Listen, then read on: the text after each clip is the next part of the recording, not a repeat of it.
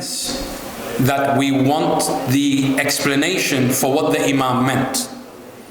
Or we question a tradition in that it may sound like it doesn't come from an Imam Ma'soom. It doesn't match the level of intellect or the characteristics of Islam. Therefore, it doesn't match with the characteristics of the Ahlul Bayt alayhim salam. So sometimes when we question the hadith of the Ahlul Bayt alayhim salam, and this is for us as a community that believes in the same values, we shouldn't be too quick to attack each other and say you don't love the Imam, or rather you are an enemy of the Imam, or rather you are trying to belittle the Imam. No, we should first make an effort to hear the question of our fellow Shia brothers and sisters. Because not every two people have the same level of understanding, ma'rifah, of the Ahlul Bayt alayhim salam. So on a side note, when we see, and alhamdulillah in this community, we have Iraqis, we have people who are from Pakistan, we have people who are from Iran, we even have people who are locals, Canadians, who accepted the wilayah of the Ahlul Bayt alayhim salam. And therefore, what I have read and what you have read and what you heard in your majalis and what I've heard in my majalis and what the other has heard in their majalis, it doesn't mean that anybody loves the Imams any less. It just means that we've heard and we've read things that might contradict what the hadith that we just heard from a fellow speaker or a fellow Shia or wherever it may be. And the idea is that don't be too quick to judge and say, well, this person loves the Imam less than me, or I love the Imam more than this person. That should never be the case. The case should always be that, okay, let's look at the hadith, let's apply it to the Quran, let's apply it to logic, let's apply it to rationale, and see if there is any benefit from this hadith. Because the Imams don't just speak hearsay. It's not entertainment. When they speak because there is a benefit. Inshallah, we will come to the benefit of observing the ceremonies of Aba Abdullah Hussain alayhi salamullah and the rituals in the month of Muharram and Safar. Sallallahu ala Muhammadin wa ala Muhammad.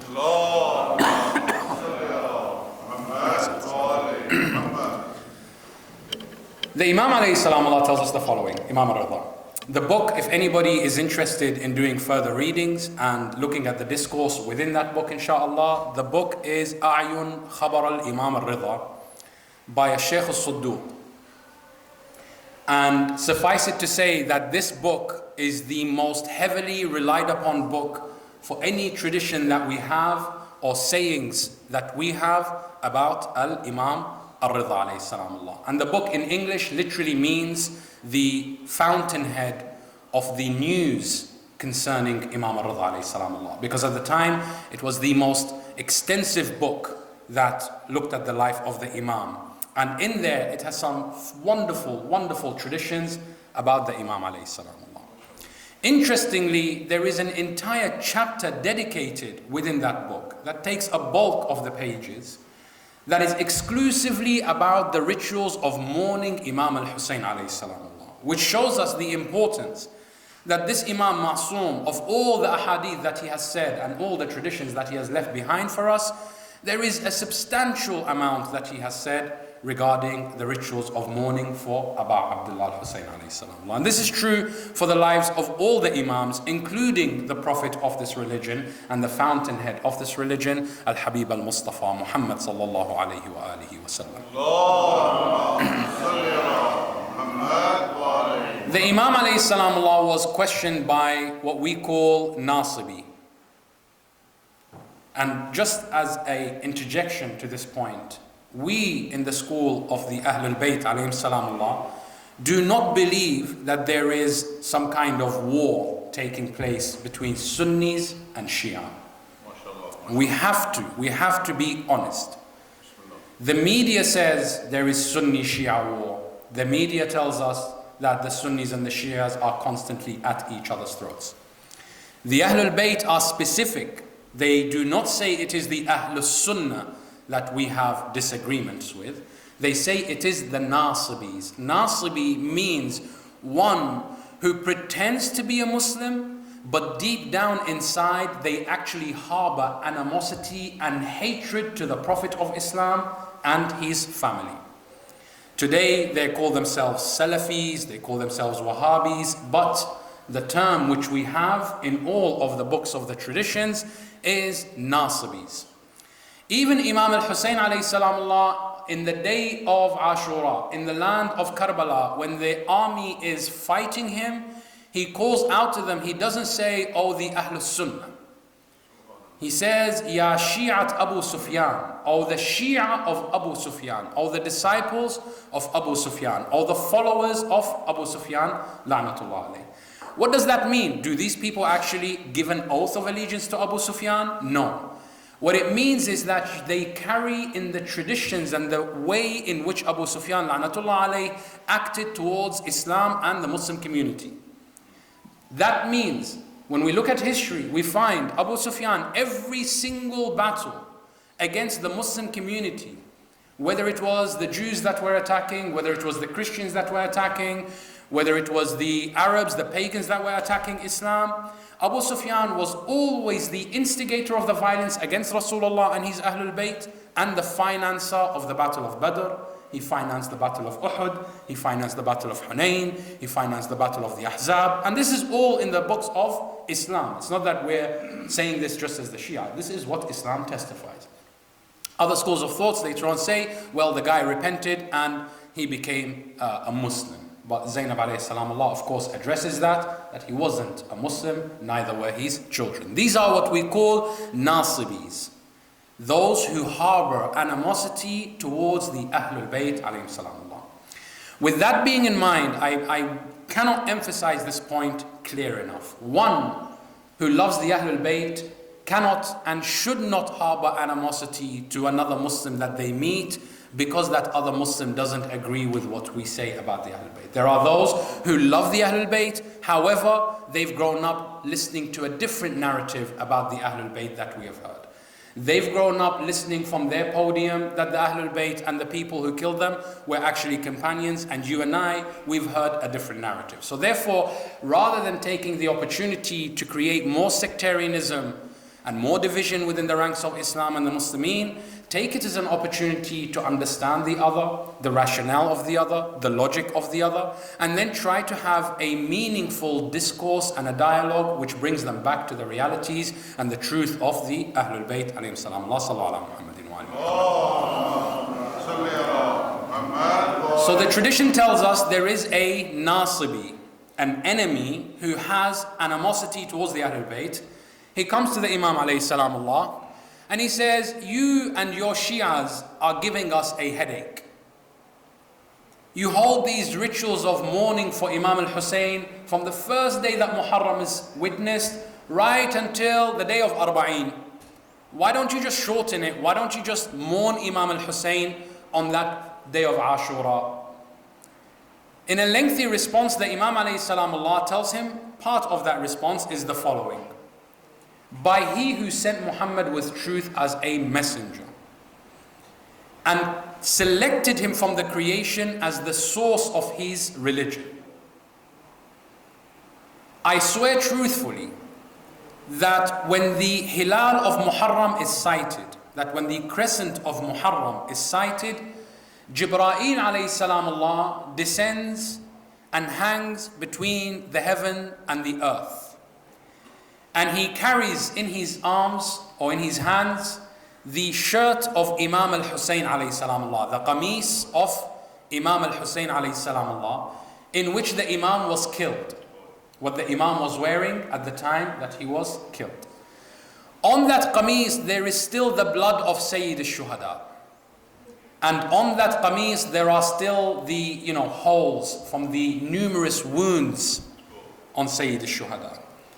And Jibreel calls out on behalf of Allah subhanahu wa ta'ala, where is the one who avenges the blood of this Mazlum? O enemy of Allah and His Messenger, though the eyes of the people do not perceive, the hearts of the believers respond to the call of Jibreel when they feel the sorrow within their hearts. This is the Imam Ma'soom alayhi salam Allah, telling us of a world which in and of its own self, even when we read in the Quran al-Kareem, there are many wonders and magnificent things that happen in Jannah and in the next life that we logically cannot comprehend.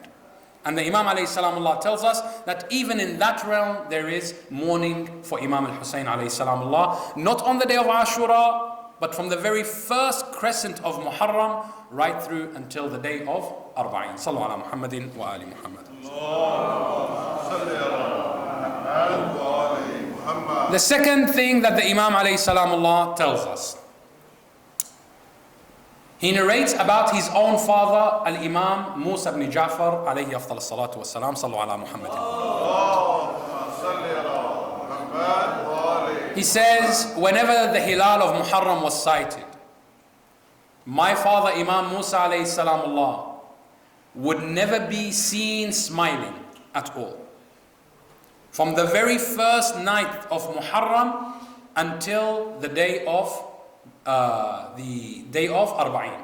For us today, we continue the rituals right through until the istishhad of Imam Hussain Al-Askari alayhi salamullah. However, at that time, the Ahlul Bayt would continue until the time, same time, but they didn't call it for Imam Hussain Al-Askari. It is what we call Eid al-Zahra, which is the day in that the Ahlul Bayt took their, or rather, Mukhtar al-Thaqafi avenged Al-Imam Al-Hussain alayhi salamullah by finding those perpetrators of the crimes against the Ahlul Bayt in Karbala and taking justice against them. Not wholesale slaughter, justice, adala. He literally made everybody write down exactly what they did in Ashura. You shot one arrow on Imam Al-Hussain, that's how you will die. Eye for an eye, tooth for a tooth. No injustice. Leave that to the side for a moment. But he says that Imam alayhi salamullah, Imam Musa ibn Ja'far alayhi salam, from the very first night of Muharram until the end of the Ayyam al-Aza, the Imam would never be seen smiling. Nor would the Imam be seen consuming food in excess. That means the Imam would only eat when hunger becomes extreme and thirst becomes extreme. And he would only eat and drink to stop the pains of hunger, but not to have a feast or a meal.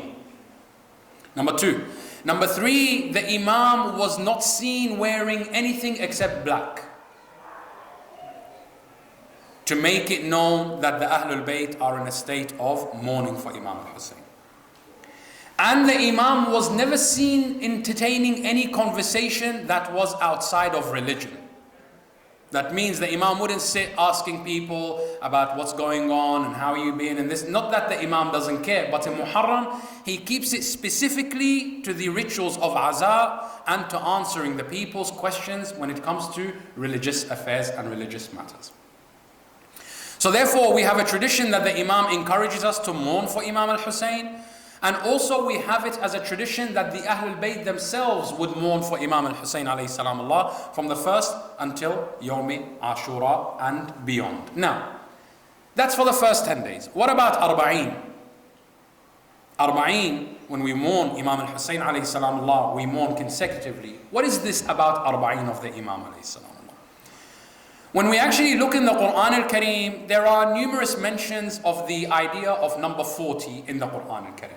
For example, Bismillah ar-Rahman ar-Rahim. And Musa told his people that he is going for 30 days. Musa alayhi salamullah said to his people, I am leaving you for 30 days to go to the mountain to speak with my Lord. And this is at the time of the when the tablets come down to Nabi Allah Musa alayhi wa ala nabiyyina afdal salatu wassalam. Sallu ala Muhammadin wa ali Muhammad. Musa alayhi salamullah said, I'm going for 30 days. When he goes, Allah subhanahu wa ta'ala says, so we completed his 30 days by adding 10, that makes 40. Allah says we completed. Atmamna. He completed those days and it became 40. Meaning less than 40, something is lacking in the realm of Allah subhanahu wa ta'ala. So Allah, for whatever reasons, better known to him than to us, the number Arbaeen means something. Number one. Number two, Allah subhanahu wa ta'ala in another ayah says, no. And we ordained for Musa 40 days and 40 nights that he left his people. And when he was gone in those 40 days, when he returned, he found the people worshipping a calf. Then we have the other tradition, Bismillah ar-Rahman ar-Rahim, and they were wandering in the desert for 40 years. Again, Allah could have left them to wander 41 years. Allah could have left them to wander 39 years. Why 40? Allah subhanahu wa ta'ala knows best. When it comes to mourning of Imam Al-Hussain alayhi salamullah, we have a hadith from Al-Imam Al-Hussain Al-Askari alayhi salatu wasalam, sallu ala Muhammad, whereby the Imam says the signs of a believer are 5. There are 5 things. If you have these 5 qualities, you can call yourself a mu'min. Prior to these 5 qualities, we are just Muslim. The Imam says there are 5 signs that will make you know a mu'min when you see him or her. What are those 5 signs?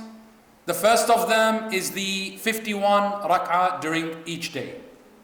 Meaning that we pray our 5-time wajib salah, which makes about 17 rak'ah, and then the 34 is mustahabbat, like salat al-layl, salat al-duha, salat al-walidain. These are recommended acts. But the first sign of the believer is praying 51 units a day. 51 units is each rak'ah is considered 1 unit. Immediately after that he says, وَزِيَارَةُ الْأَرْبَعِينَ, and to visit Imam Al-Hussain, not in Ashura, but in Arbaeen, وَزِيَارَةُ الْأَرْبَعِينَ, and wearing a ring in their right hand. I'm not wearing one, so I can't say to anybody else, but we're narrating the hadith. And wearing a ring of noble stone, aqiq, fayruza, in the right hand. Then reciting basmala, bismillah ar-Rahman ar-Rahim, in their salah loudly. Okay? Even though the Imam alayhi salamullah is talking about everything here, when you really look at it, every hadith or every quality of the believer here is about salah. Salatul Khamseen, Wahul Khamseen actually, right? Then you're supposed to wear a ring, which is also recommended to recite in salah. Then you're supposed to say Bismillah ar-Rahman ar-Rahim in your salah. So the majority of these signs of a believer are around salah. But one of them is Arbaeen. And we'll come back to that afterwards, inshallah. Sallu ala Muhammadin wa ala Muhammad. So the Imam tells us again that you spend or you visit Imam Al-Hussain on the day of Arbaeen. That there is a requirement for the believer to visit Al-Imam Al-Hussain alayhi salamullah on Arbaeen. Meaning that whether I go there physically or inshallah, as we will be doing tomorrow, we will be reciting the actual ziyarah of the Imam alayhi salamullah from afar. That's the tradition of Al-Imam Al-Hussain Al-Askari alayhi salamullah. Another tradition about 40 days and 40 nights, which kind of brings everything's whole circle, is one tradition from Rasulullah Muhammad sallallahu alayhi wa sallam, in which he tells us, "Man ashara qawman 40 layla asbaha minhum." Whomever, not Muslim, not Christian, not Arab, not black, not white, whomever, this is a rule that is applicable to everyone and anyone. What is the tradition? Whomever spends 40 nights and 40 days with a community, they shall wake up on the 41st day as part of that community. Meaning, when we are with people constantly, their habits rub on us. Us being the minority in this case, because man ashara qawman, if you are an individual and you're surrounded by people of a particular lifestyle, and you stay with these people for 40 days, you will find yourself waking up to become one of them on the 41st day. How? Let's say, for example, okay, you are traveling from one part of town and you just relocated to another part of town. 40 days is a considerable amount of time. It's a month plus 10. When you're with these 40 days, when you're with these people, maybe on the first day you used a particular word that nobody understood amongst them. For you, that word means something. In your community, it means something. But to the people that you're with, for whatever you say to them, it doesn't necessarily make sense. So therefore, you find yourself day 1, someone will say, well, what does that mean? Day 2, you're explaining yourself. Day 3, you're explaining yourself. By the time you reach day 40, you'll stop using that word and you'll use the word that they use. Right? So for example, if in the UK, and this is a true story and not to kind of make fun of anything, but in the UK, pants for us is what you would call underwear. Whereas in America and in Canada, pants is your actual trousers, right? It's what you call pants. Me, for example, when I first relocated to North America, in the first few days I would say pants, pants, pants, and nobody would really understand what I'm talking about. How do you see my pants? I'm wearing jeans on top. And I'm like, what's going on? When you look at it now, I have to change how I speak, whether I like it or whether I don't. I'm living with these people, therefore their values, they are the predominant values, is what we call hegemony. Now I have to start changing my ways to be in that. Okay. Now this is, again, a very small example, not to be considered that this is an example on what will follow, but just to kind of give an idea that as an individual, no matter how and what you do in life, when you are with people and you're staying in the company of these people, you will end up taking some of their cultural ways, some of the, even the food you find, for example, you start to eat different foods, you eat the foods that they eat. You speak the way that they speak, use the lingo that they use. You actually begin to dress more like them because nobody wants to stand out like a sore thumb. Okay? Everybody wants to try and assimilate. That's the nature. We want to assimilate. Now, imagine yourself for 40 days and 40 nights you are in the Majlis-e-Aza of Aba Abdullah Al-Hussain alayhi salam. For 40 days and 40 nights you're hearing tradition after tradition about the Ahlul Bayt. You're hearing majlis after majlis about the Ahlul Bayt. You will find yourself naturally becoming more inclined to be a little bit more righteous. I speak for myself at least. Right? That you find yourself in those 40 consecutive days, if for 40 days, every time I hear Imam Al-Hussain gave importance to Salah, Imam Al-Hussain gave importance to Salah, Imam Al-Hussain gave importance to Salah, I, after the 40th day, will have to start saying to myself, well, what did I learn from those majalis of the Imam? What did I really benefit from the majalis of the Imam? I keep crying for this person who loves Salah, but I myself don't pray. It doesn't make sense. So therefore, the importance of being a righteous believer is to spend not just ziyarah of Imam Al-Hussain on the Arbaeen, but to continue the actual mourning and remembrance and ihya, reliving the calamity of the Ahlul Bayt alayhim salamullah, not just on the first 10 days of Muharram, but follow it right through to the Arbaeen, that you will benefit. The Imam doesn't take anything from us. The Imam gives us, he never takes from us. Whether we mourn for him or we don't, his name will continue to live on. But what do we stand to benefit from this Imam? And we find that in the majalis of Aba Abdullah Al-Hussain alayhi salamullah, there are lessons that can be taken which you cannot find anywhere else on the face of the earth. Because there is no example. Rasulullah tells us, La yawm ka yawmuka ya Aba Abdullah. There isn't a single example that you can find me where a person was outnumbered 35,000 to 72, and yet he stops an entire day so that they can observe Salah while the arrows are raining down upon them. You and I, we will rush, or at least again myself, I don't want to use anybody else as an example, I would probably rush my Salah when I know that a friend is coming to pick me up. Probably rush my Salah when I know my favorite show is about to begin. Probably rush my Salah because I know I need to leave for work in the next 5 minutes. I don't prioritize. But in the day of Ashura, on the Yawm of Ashura, in the land of Karbala, thirsty, friendless, without support, without help, 72 companions only, Imam Al-Hussain alayhi salamullah loses half of that number so that they can pray Salatul Khawf, which is a salah similar to the salah of one who is traveling, but you shorten the salah for fear that death may be imminent. So you pray what is known as Salatul Khawf, the prayer of fear. The Imam alayhi salamullah stops the entire day so that they can observe Salah. Where else am I going to find an example of the importance of Salah? Where else would I find an example of loyalty like Al-Abbas alayhi salamullah? Where else do I find the strength of a woman in her hijab, that with her speech alone she became successful?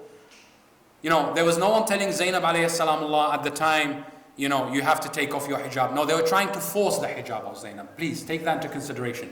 Physically with their hands, la'natullah alayhim, they tried to force the hijab of the women of Rasulullah, and they failed because Allah is their protector. Today, we find, for example, I remember, again, you know, we consume media as people. We consume media for more than 40 days, mind you. Every day, Netflix. Every day, Bollywood, every day, Hollywood, every day, something in the media we are consuming.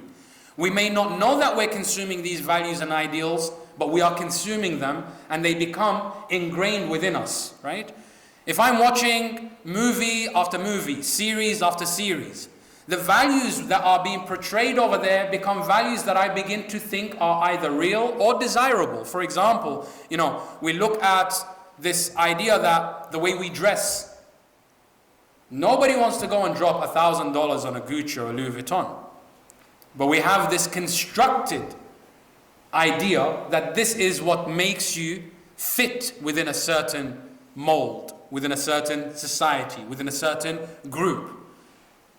And you might be able to fool yourself and say that this doesn't apply to me, but these high fashion brand names are investing billions of dollars on marketing because they know it works. Nike's cost to make Air Max is $3.75. That includes the week's salary of the one who's making your shoes. But the rest of the money, where is it going? I'm dropping 110 on Nikes. Where does the rest of the money go? The rest of the money goes to Michael Jordan. It goes to these big names who we look at them as the, you know, and whether we believe it or not, but they are imams. Allah says in the Quran Al-Kareem, and we allow people to become imams who call you to the way of going astray. وَجَعَلْنَاهُمْ أَئِمَّةً يَدْعُونَ to what? We made them imams who call people towards mischief. Sometimes you look at these competition shows that we watch, for example, for entertainment, someone's going to get eliminated, America's Got Talent, yada yada yada, right? When we're watching this, Simon Cowell, what is he at that moment? He is an imam calling people towards that which Allah calls us away from. He encourages people, I'll give you $1 million if you come here and entertain us. I'll give you $1 million if you come here and sing for us. I'll give you $1 million if you come here and put your life at risk with all these people who we see that do extreme things. When I'm consuming such media for 40 days, or rather for 365 days, I have to really say to myself, where do my core values come? Where am I consuming my ideas about what is love? Where do I consume my ideas about what my worth is? My worth is what? We end up watching all these movies and we say to ourselves it's just entertainment, but in reality, and married men would definitely know this, because every time a married man is sitting with his wife and he's watching a show, I'm speaking here right now, I don't need anybody to give me a hadith, this is reality, I live this every day. As soon as there is a man being unfaithful on TV, the wife looks at you, are you going to be like that one day? Baba, he's getting paid to act like this. Right? The idea is that it makes us think a certain way. Oh, hold on, this guy's being sneaky on the TV. And I noticed that last time you kind of did something similar to this. Right? It happens. It really, genuinely, truly happens. And values are actually given to us. And Rasulullah even talks about this media that we consume today. 1400 years ago, he tells us, there will sit a demon. And this demon will be the forebearer of, or the forebringer of, the army of the Dajjal. He will sit on the top of every roof, of every home.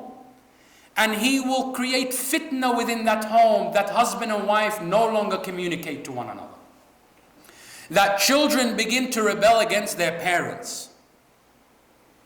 It will increase divorce. Rasulullah saying this then.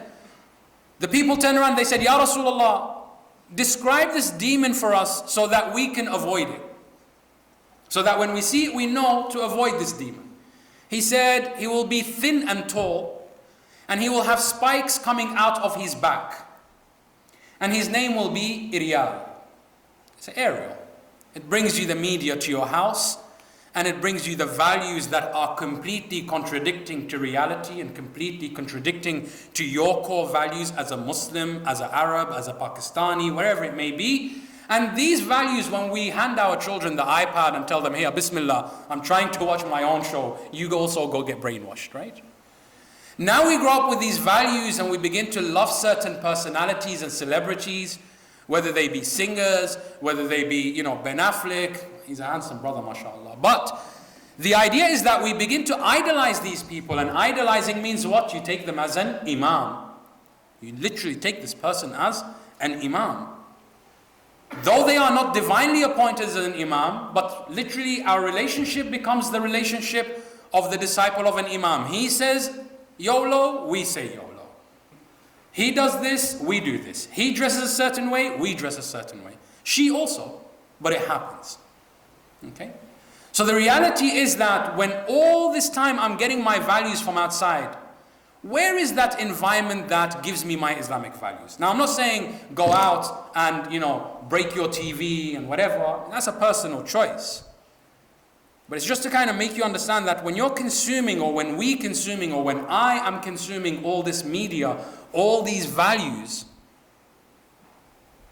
where do I get my Islamic values? There was a particular movie called My Name is Khan, and the Desis will know about this. My Name is Khan is a movie that came out almost immediately after 9/11.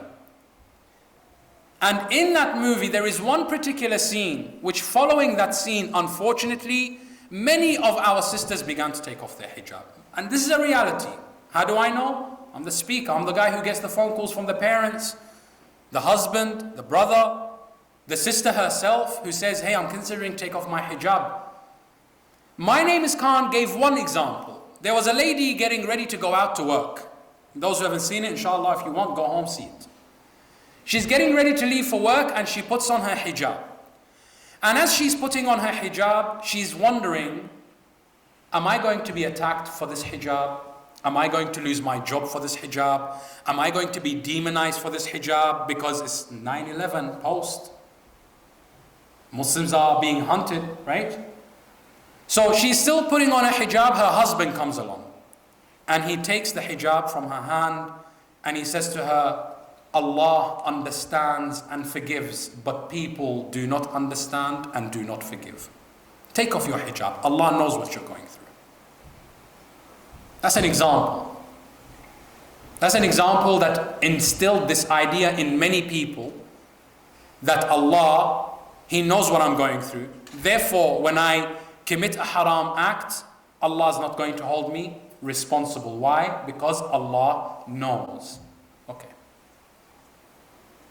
9/11, and compare that to what happened to the Ahlul Bayt on the 10th of Muharram. You think Allah doesn't know what Zainab is going through? You think Allah doesn't know what she is witnessing and what she is about to witness? Where do I get the value of importance in hijab? How do I give hijab its importance? By reading the life of Zainab, by listening about Zainab, by attending the majalis which were established by Zainab alayhi salam. Then I walk away feeling that my hijab actually is not cheap.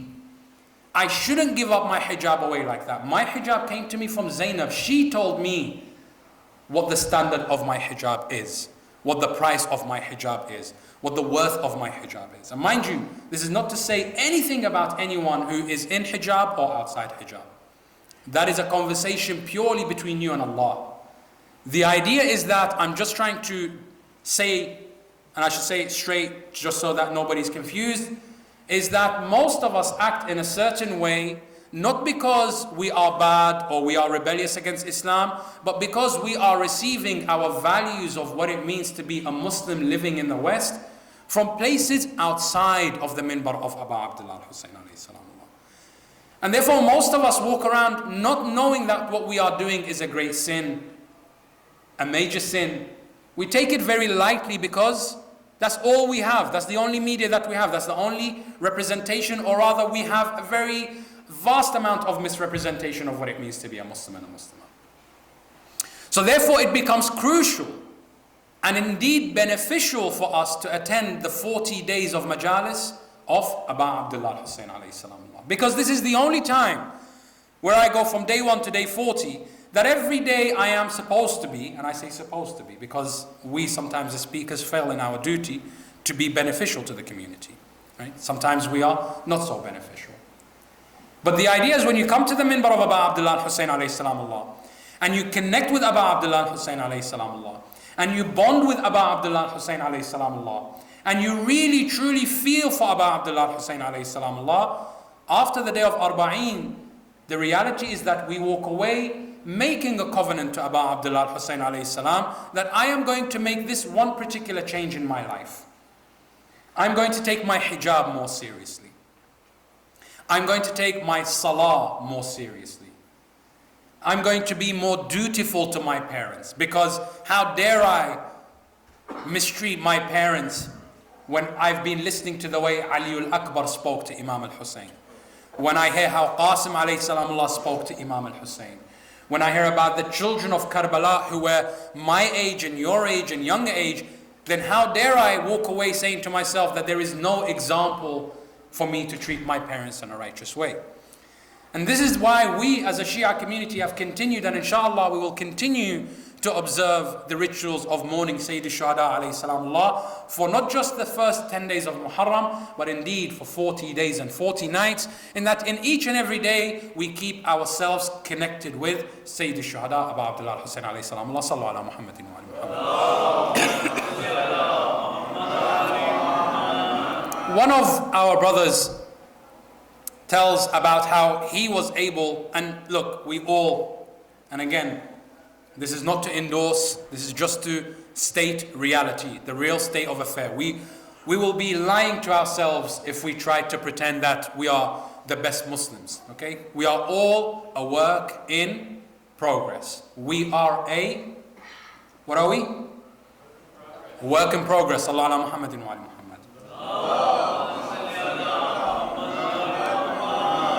And therefore we find most of us, and this is not to say that it's allowed, it is haram. Listening to music is haram. But most of us, when we're driving, we say, it's a long drive, I need something to keep me awake, I'll listen to music, I'll put on the radio. Whatever it may be, that's between you and Allah subhanahu wa ta'ala. But the benefit of being in the majalis of Imam Hussain for 40 nights, I know a friend who was in the music industry. In the music industry. He's a producer.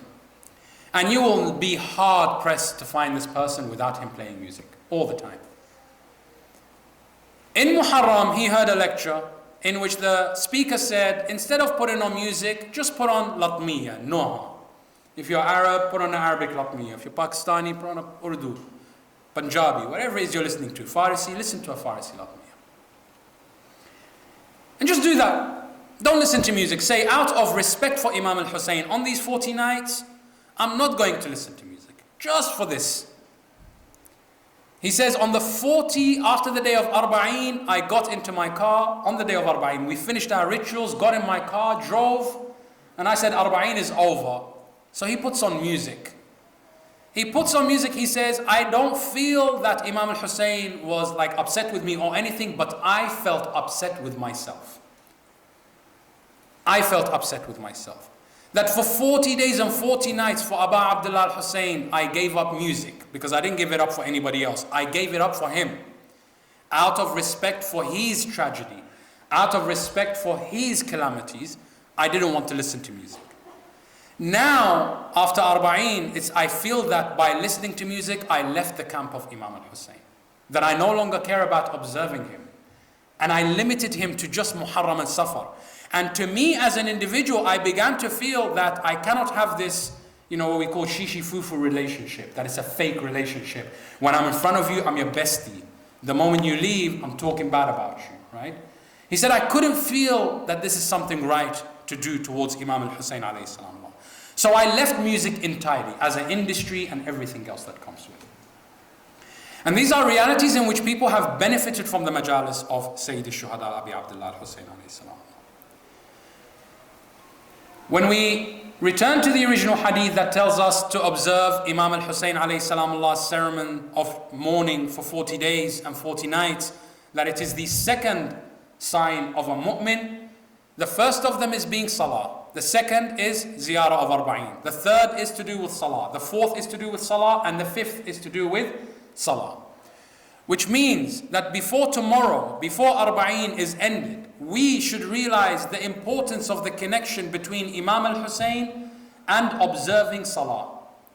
If we do not walk away from the Arbaeen by tomorrow, and if we haven't understood the importance of Salah, we would be failing Imam Al-Hussain alayhi salam Allah greatly. Why? Imam Al-Hussain went out for one thing and one thing only, and that is Amr bil Ma'ruf and Nahi anil Munkar. How is the Imam going to put Amr bil Ma'ruf and Nahi anil Munkar? And in fact, what is the Ma'ruf that the Imam went? Because Imam Hussain went to Karbala. He went out to do Amr bil Ma'ruf and Nahi anil Munkar. What was the Ma'ruf that he enjoined? Where is it? Nobody really talks about it. What was the Ma'ruf that the Imam alayhi salam Allah did on Yawm Ashura? All of Karbala hangs in the balance if we miss this particular act of Imam Al-Hussain, and that is upholding Salah while the arrows are falling down on them. That was the Ma'ruf that the Imam alayhi salam Allah upheld. Why? Because that is the only Ma'ruf that we have in the Quran Al-Kareem, that if we uphold it, it will do Nahi anil Munkar. Bismillah ar-Rahman ar-Rahim. Inna salata tanha anil fahsha'i wal munkar. Indeed, Salah, when observed, will put a complete end to all that which is disliked by Allah, all that which is corrupt, and all that which is munkar. And therefore the ma'ruf that the Imam alayhi salam Allah went to call upon and to ordain and to show us its importance is the ma'ruf of Salah. And Salah itself will do the Nahi anil Munkar. And we as Muslims, specifically as the Shia of the Ahlul Bayt alayhim salam Allah, need to go forward, not just today in the days of Muharram and Arbaeen, but after Arbaeen, every single day we must uphold Salah. What does it mean to uphold Salah? Because Allah subhanahu wa ta'ala says, Bismillah ar-Rahman ar-Rahim, those who uphold Salah, yuqeemoon as-salat. Iqamat Salah doesn't mean that I just pray.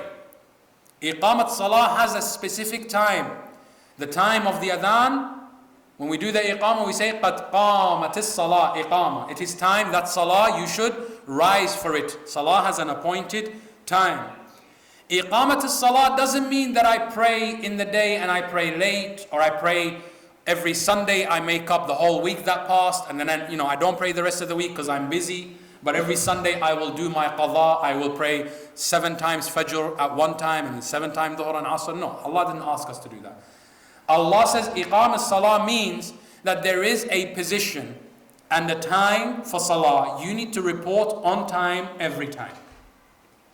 Meaning, if I were to hire you as a security for this masjid and I told you that your shift begins at 7 a.m., I expect you to be here at 7 a.m. Rather, I expect you to be here at 6:50, because you need time to prepare yourself, to go put your stuff in the locker, to go, get your uniform on, and then be outside and ready to protect this place from 7 a.m. Because at 7 a.m. the other guy leaves. That's when his shift finishes.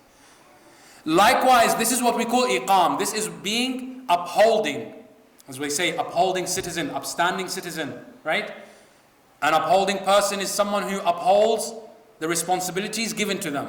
When I want to be upholding in my workplace, I am told to be early. Why? Because early is on time. On time is late, and late is never acceptable. This is what they teach us in the professional environment. Likewise, Salah has iqamah. I should be at the musalla 10 minutes before Salah. I should have done my wudu 10 minutes before Salah. I should have found the muhr 10 minutes before Salah. I should be preparing myself spiritually for Salah 10 minutes before Salah. So the idea is that going forward, inshallah, from tomorrow, if we haven't learned anything from Karbala, let us learn the importance of Salah. Let us be of those who not only pray, but we do iqamah of Salah. That we prioritize Salah over everything. We say, Ya Aba Abdullah, though I couldn't be in Karbala, and you ask for someone to give you nusra, my nusra to you is that I will uphold my Salah. That's how I'm going to support you. Because you went to uphold Salah, and Salah will stop munkar. How can I expect, or why should I ask others to stop munkar if I myself am not doing the same thing? Correct? As in, when I believe that Imam wants to make the whole world peaceful and stop all these atrocities and nahi anil munkar, the Imam is not going to say, I do it for the world, but my Shia are okay. No, no, no. My Shia first, and then everybody else. So inshallah, this idea of mourning for Imam Al-Hussain, both this year and next year, for the Arbaeen, let us come to the day of Arbaeen and check ourselves and say, what are we taking? Sallu ala Muhammadin wa ali Muhammad.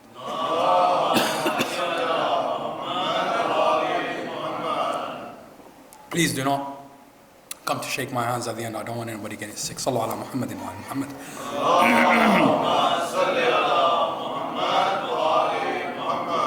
Let us turn our hearts and minds towards the plains of Karbala. On a night similar to this night, Sayyidah Zainab, Imam Zain al-Abidin,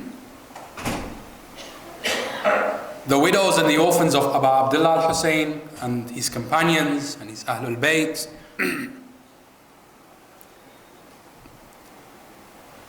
on this night they are journeying back towards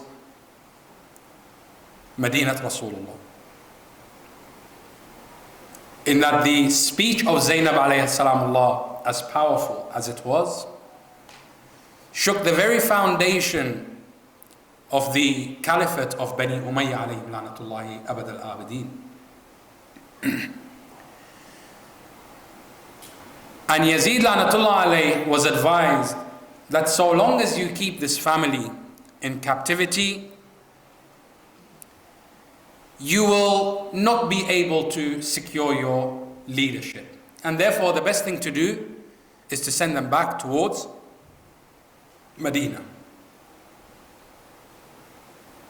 Zainab alayhi salamullah puts a condition that I will not return until and unless you give us back all the 72 heads of the shuhada.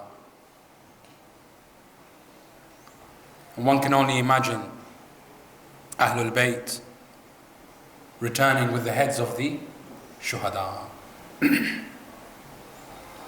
As they are making their way, they come to a split in the road.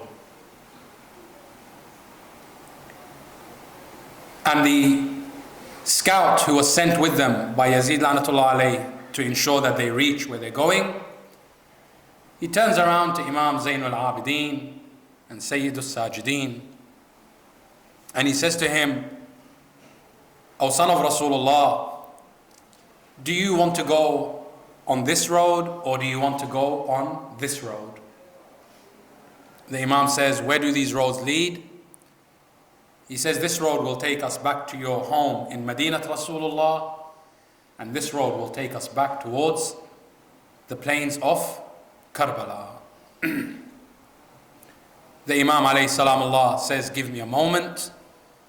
He goes to Zainab al-Kubra alayhi salam and he says, Amma Zainab, the scout is asking, where do you want to go? Back to Medina or back towards Karbala? And one can only imagine Zainab alayhi salam. She was rushed away from Imam Al-Hussain. She didn't get to bury him. She didn't get to see him. So within her there is this sorrow that knows no bounds. She says, Sajjad, tell him to take me back to my home. Why? Because home is where the heart is, and the heart of Zainab is in Karbala. Tell him to take me back to where Abu Abdullah al-Hussain fell on that fateful day of Yawm Ashura, that we may return the heads back to their bodies. Yes, the traditions say when they began to journey towards Karbala, from a distance Zainab alayha salam She sees, what does she see? She sees moles in the ground, small risings in the sand of Karbala. Immediately she recognizes the place where the loved ones fell, where Ali al-Akbar is buried, where Al-Qasim is, where Imam Hussain alayhi salam Allah is. Mu'mineen and mu'minat, the tradition says Zainab alayhi salam did not dismount from the camel. No, by Allah, she threw herself from the top of the camel. She threw herself to the ground, running towards Abu Abdullah's grave, running towards the grave of the beloved. Yes, one can only imagine how Zainab alayhi salam with her own hands, and Imam Zainul Abidin is helping her. They are digging up the graves of Imam Al-Hussain alayhi salam so they can return the holy head back to the body. But what a sight did Zainab alayhi salam see at that moment? Yes, when they dug up the grave of Imam Al-Hussain, she sees that on the chest of Abu Abdullah is Abdullah Radi', headless 6-month-old infant. By the feet of Imam Al-Hussain is Ali al-Akbar, equally headless, and the body is mutilated. But then she makes her way to another grave, a grave that is distant from her. What grave is she going to? She's going to the grave of Abu Fadl al-Abbas alayhi salam Allah. Mu'mineen and mu'minat, one can only imagine the pain Zainab alayhi salam must have felt. Why? Because when the grave of Al-Abbas, if you actually see the grave of Al-Abbas alayhi salam Allah, the grave of Al-Abbas it looks like the grave of a young child. It looks like the grave of a 6-year-old, a 7-year-old maybe. Why? Because they cut the body of Al-Abbas to pieces. When Imam Sajjad came to bury Al-Abbas alayhi salam Allah, the traditions say not only the hands of Al-Abbas were cut, but every part of his body was cut to pieces. That Al-Imam alayhi salam Allah, he wrapped the body of Al-Abbas in the alam, and then he lowered the alam into the ground. Inna lillahi wa inna ilayhi raji'un. La hawla wa la quwwata illa billahi al-ali al-azim. ألا لعنة الله على القوم الظالمين وسيعلم الذين ظلموا آل محمد أي منقلب سينقلبون. ماتم يا حسين يا حسين.